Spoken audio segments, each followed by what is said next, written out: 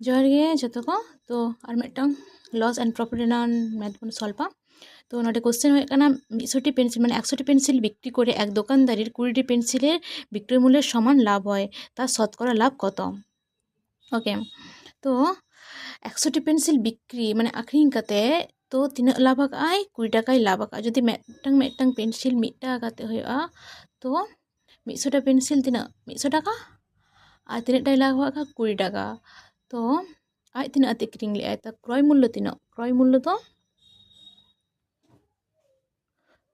तो तीना 100 माइनस 20 तो 20 टाका लाभ आकाय 100 टाका ते आखरिंग आकाय तो लाभ होय काना 80 टाका। तो के लाभ दो बांग क्रय मूल्य तीना 80 टाका और लाभ दो तीना लाभ तो ऑल 20 टाका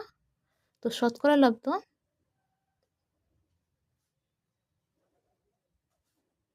सब समय क्रय मूल्य चेतान থেকে लाभ तो 80 लातार क्रय माने क्रय मूल्य तो लातार बन वाला और